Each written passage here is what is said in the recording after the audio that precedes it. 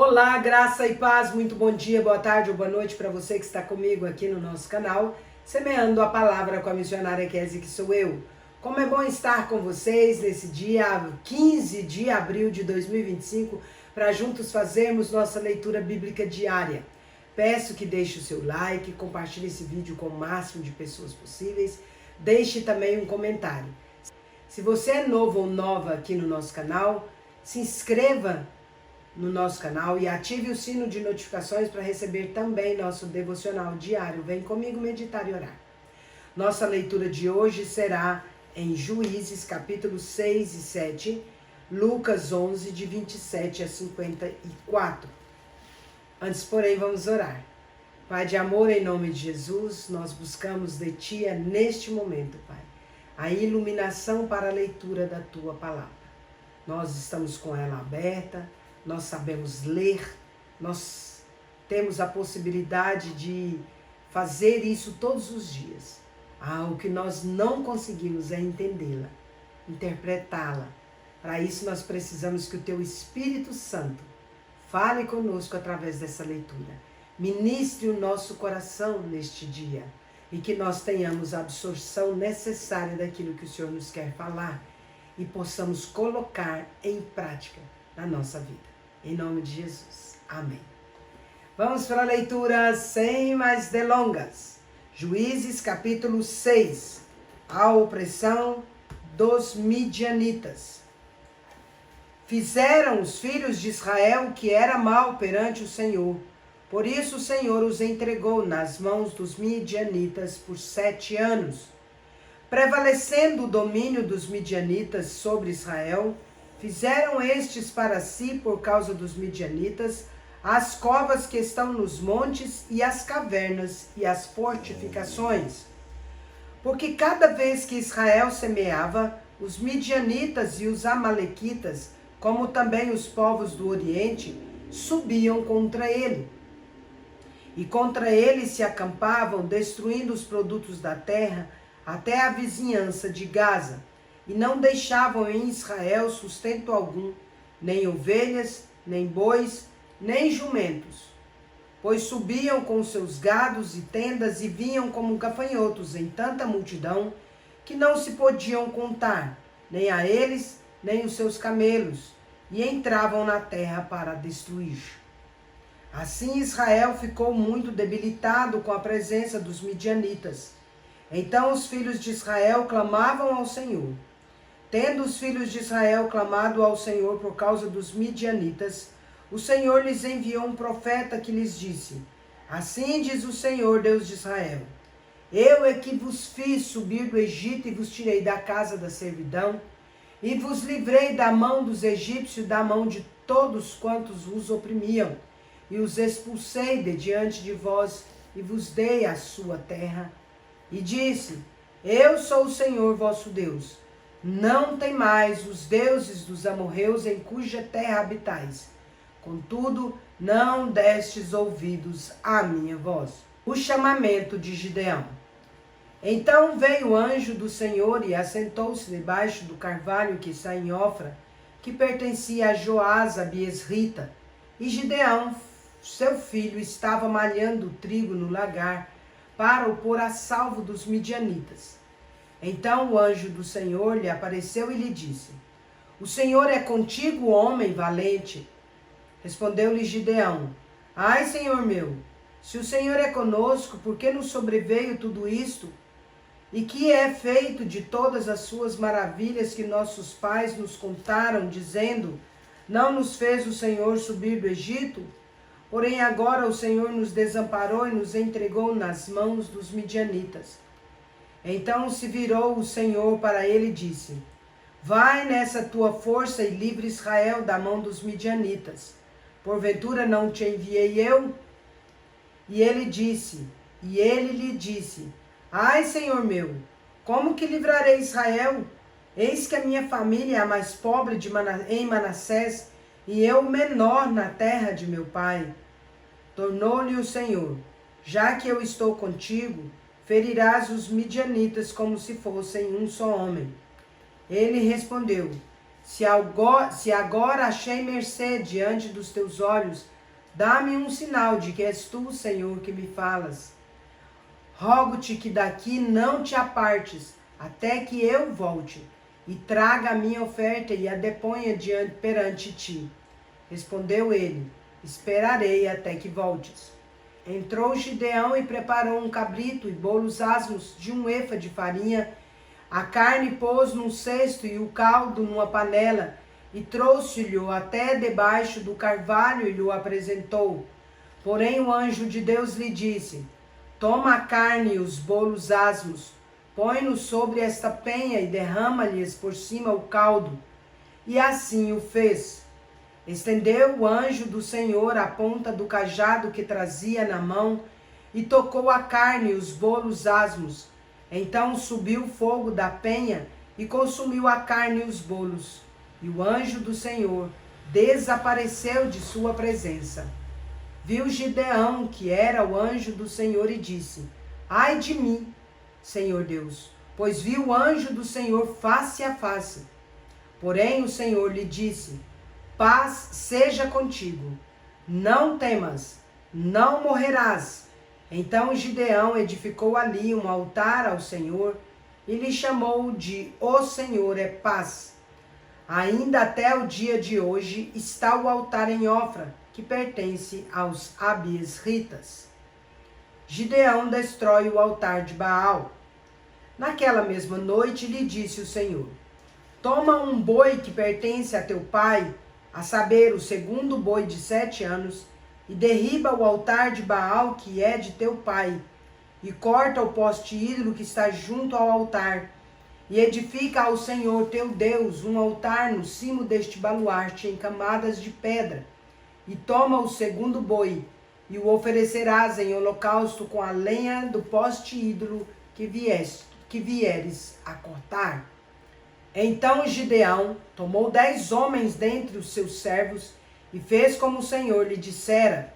Temendo ele, porém, a casa de seu pai e os homens daquela cidade, não o fez de dia, mas de noite. Levantando-se, pois, de madrugada, os homens daquela cidade, eis que estava o altar de Baal derribado e o poste ídolo que estava junto dele cortado, e o referido segundo boi for oferecido no altar edificado. E uns aos outros diziam: quem fez isto? E perguntando e inquirindo disseram: Gideão, o filho de Joás, fez esta coisa.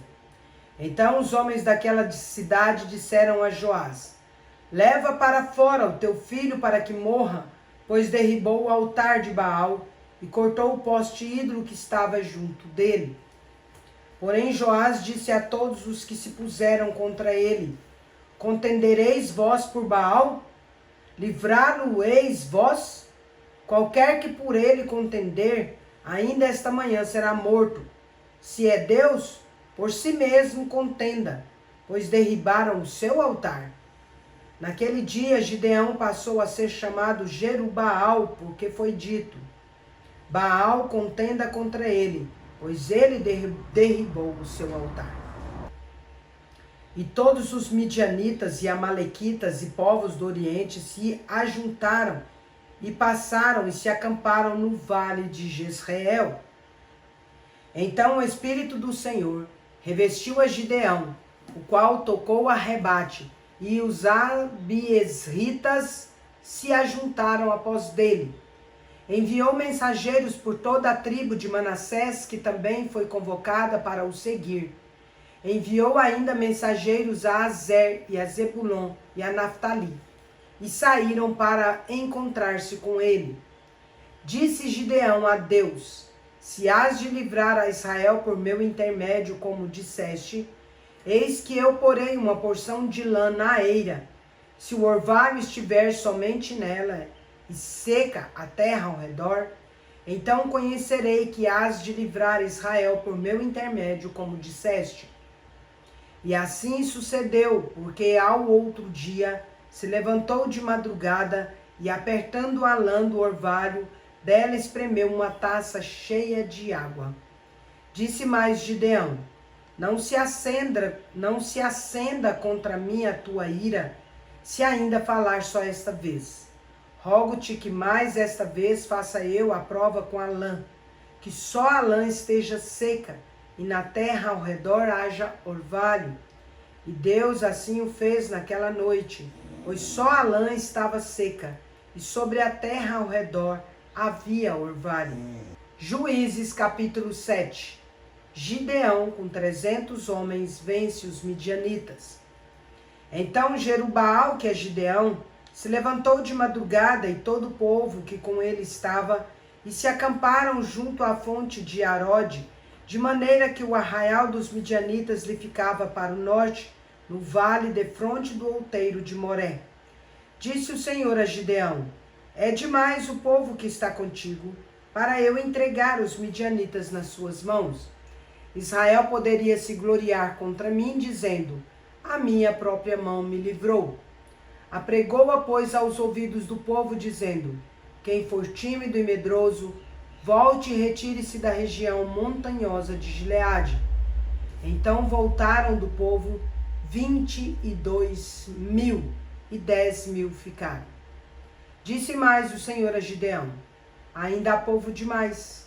Faze-os descer às águas, e ali os provarei. Aquele de quem eu te disser: este irá contigo irá. Porém, todo aquele de quem eu te disser: este não irá contigo, esse não irá. Fez Gideão descer os homens às águas. Então o Senhor lhe disse: todo o que lamber a água com a língua, como faz o cão, esse porás à parte, como também a todo aquele que se abaixar de joelhos a beber. Foi o número dos que lamberam, levando a mão à boca, 300 homens, e todo o restante do povo se abaixou de joelhos a beber a água. Então disse o Senhor a Gideão: com estes 300 homens que lamberam a água, eu vos livrarei, e entregarei os midianitas nas tuas mãos, pelo que a outra gente toda que se retire, cada uma para o seu lugar. Tomou o povo provisões nas mãos e as trombetas. Gideão enviou todos os homens de Israel, cada um à sua tenda, porém os 300 homens reteve consigo. Estava o arraial dos midianitas abaixo dele no vale. Sucedeu que naquela mesma noite o Senhor lhe disse: levanta-te e desce contra o arraial, porque eu o entreguei nas tuas mãos. Se ainda temes atacar, desce tu com teu moço pura ao arraial, e ouvirás o que dizem. Depois, fortalecidas as tuas mãos, descerás contra o arraial. Então desceu ele com seu moço pura até a vanguarda do arraial. Os midianitas, os amalequitas e todos os povos do Oriente cobriam o vale como gafanhotos em multidão, e eram seus camelos em multidão inumerável, como a areia que há na praia do mar. Chegando, pois, Gideão, eis que certo homem estava contando um sonho ao seu companheiro e disse: tive um sonho. Eis que um pão de cevada rodava contra o arraial dos midianitas e deu de encontro à tenda do comandante, de maneira que esta caiu e se virou de cima para baixo e ficou assim estendida. Respondeu-lhe o companheiro e disse: não é isto outra coisa, senão a espada de Gideão, filho de Joás, homem israelita. Nas mãos dele entregou Deus os midianitas e todo este arraial. Tendo ouvido Gideão contar este sonho e o que significava, adorou e tornou ao arraial de Israel e disse: levantai-vos, porque o Senhor entregou o arraial dos midianitas nas vossas mãos. Então repartiu os 300 homens em 3 companhias e lhes deu a cada um nas suas mãos trombetas e cântaros vazios com tochas neles, e disse-lhes: olhai para mim e fazei como eu fizer. Chegando eu às imediações do arraial, como eu fizer, assim fareis. Quando eu tocar a trombeta e todos os que comigo estiverem, então vós também tocareis a vossa ao redor de todo o arraial e direis: pelo Senhor e por Gideão. Chegou, pois, Gideão e os 100 homens que com ele iam às imediações do arraial, ao princípio da vigília média, havendo-se pouco tempo antes tocado as guardas, e tocaram as trombetas e quebraram os cântaros que traziam nas mãos. Assim tocaram as 3 companhias as trombetas e despedaçaram os cântaros e seguravam na mão esquerda as tochas e na mão direita as trombetas que tocavam e exclamaram: espada pelo Senhor e por Gideão. E permaneceu cada um no seu lugar ao redor do arraial, que todo deitou a correr e a gritar e a fugir. Ao soar das 300 trombetas, o Senhor tornou a espada de um contra o outro, e isto em todo o arraial que fugiu rumo a Zererá, até Bet-sita, até o limite de Abel-meolá, acima de Tabate. Então os homens de Israel, de Naftali, de Azer e de todo o Manassés foram convocados e perseguiram os midianitas. Gideão enviou mensageiros a todas as montanhas de Efraim, dizendo: descei de encontro aos midianitas e impedi-lhes a passagem pelas águas do Jordão até Bet-bara. Convocados, pois, todos os homens de Efraim, cortaram-lhes a passagem pelo Jordão até Bet-bara e prenderam a 2 príncipes dos midianitas, Oreb e Zeebe. Mataram Oreb na penha de Oreb e Zeebe mataram no lagar de Zeebe. Perseguiram aos midianitas e trouxeram as cabeças de Oreb e Zeebe a Gideão, da além do Jordão. Lucas, capítulo 11, de 27 a 54, encerrando assim este capítulo. A exclamação de uma mulher. Ora, aconteceu que, ao dizer Jesus estas palavras, uma mulher que estava entre a multidão exclamou e disse-lhe: bem-aventurada aquela que te concebeu e os seios que te amamentaram. Ele, porém, respondeu: antes, bem-aventurados são os que ouvem a palavra de Deus e aguardam. O sinal de Jonas. Como afluíssem as multidões, passou Jesus a dizer: esta é a geração perversa. Pede sinal, mas nenhum sinal lhe será dado, senão o de Jonas. Porque assim como Jonas foi sinal para os ninivitas, o Filho do Homem o será para esta geração. A rainha do sul se levantará no juízo com os homens desta geração e os condenará, porque veio dos confins da terra para ouvir a sabedoria de Salomão. E eis aqui está quem é maior do que Salomão. Ninivitas se levantarão no juízo com esta geração e a condenarão, porque se arrependeram com a pregação de Jonas. E eis aqui está quem é maior do que Jonas. A parábola da candeia. Ninguém, depois de acender uma candeia, a põe em lugar escondido, nem debaixo do alqueire, mas no velador, a fim de que os que entram vejam a luz. São os teus olhos a lâmpada do teu corpo.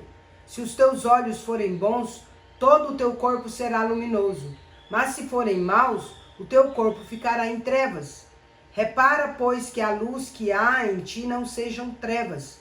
Se, portanto, todo o teu corpo for luminoso, sem ter qualquer parte em trevas, será todo resplandecente como a candeia quando te ilumina em plena luz. Jesus censura os fariseus.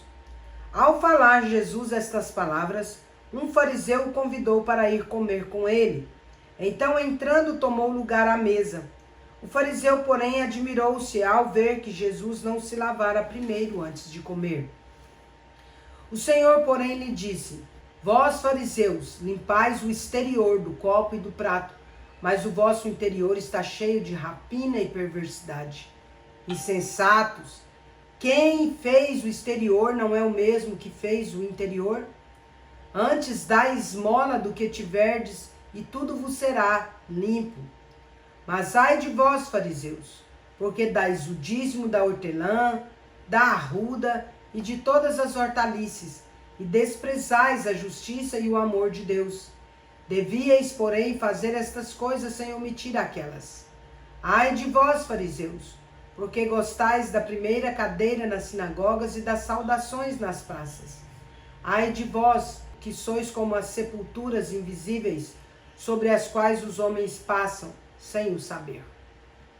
Ai dos intérpretes da lei. Então, respondendo um dos intérpretes da lei, disse a Jesus: Mestre, dizendo estas coisas também nos ofende a nós outros.